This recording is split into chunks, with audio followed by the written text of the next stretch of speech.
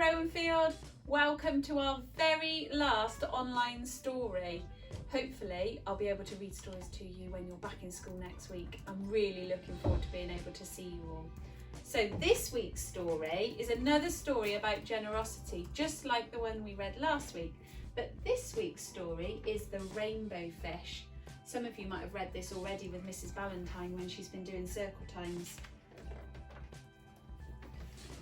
So here we go. A long way out in the deep blue sea there lived a fish. Not just an ordinary fish, but the most beautiful fish in the entire ocean. His scales were every shade of blue and green and purple, with sparkling silver scales among them. The other fish were amazed at his beauty. They called him Rainbow Fish. "Come on, Rainbow Fish," they would call. "Come and play with us." But the Rainbow Fish would just glide past, proud and silent, letting his scales shimmer. One day, a little blue fish followed after him. "Rainbow Fish," he called, "wait for me. Please give me one of your shiny scales. They are so wonderful and you have so many." "You want me to give you one of my special scales? Who do you think you are?" cried the Rainbow Fish. "Get away from me." Shocked, the little blue fish swam away. He was so upset, he told all his friends what had happened. From then on, no one would have anything to do with the Rainbow Fish. They turned away when he swam by. What good were those dazzling, shimmering scales with no one to admire them? Now he was the loneliest fish in the entire ocean. One day, he poured out his troubles to the starfish. "I really am beautiful. Why doesn't anybody like me?" "I can't answer that for you," said the starfish. "But if you go beyond the coral reef to a deep cave, you will find a wise octopus. Maybe she can help you." The Rainbow Fish found the cave. It was very dark inside and he couldn't see anything.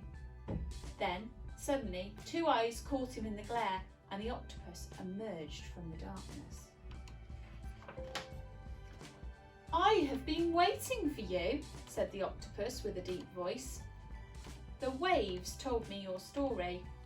This is my advice. Give a glittering scale to each of the other fish. You will no longer be the most beautiful fish in the sea, but you will discover how to be happy." "I can't," the Rainbow Fish started to say, but the octopus had already disappeared into a dark cloud of ink. "Give away my scales? My beautiful shining scales? Never! How could I ever be happy without them?" Suddenly, he felt the light touch of a fin. The little blue fish was back. "Rainbow Fish, please don't be angry. I just want one little scale." The Rainbow Fish wavered. "Only one very small shimmering scale," he thought. "Well, maybe I wouldn't miss just one." Carefully, the Rainbow Fish pulled out the smallest scale and gave it to the little fish. Thank you very much," the blue fish bubbled playfully as he tucked the shiny scale in among his blue ones. A rather peculiar feeling came over the Rainbow Fish. For a long time he watched the little blue fish swim back and forth with his new scale glittering in the water. The little blue fish whizzed through the ocean with his scale flashing, so it didn't take long before the Rainbow Fish was surrounded by other fish. Everyone wanted a glittering scale. The Rainbow Fish shared his scales left and right, and the more he gave away, the more delighted he became. When the water around him filled with glimmering scales, he at last felt at home among the other fish. Finally, the Rainbow Fish had only one shining scale left. His most prized possessions had been given away, yet he was very happy. "Come on, Rainbow Fish," they called. "Come and play with us." "Here I come," said the Rainbow Fish. and happy as a splash, he swam off to join his friends. And there he goes with his one little shining scale.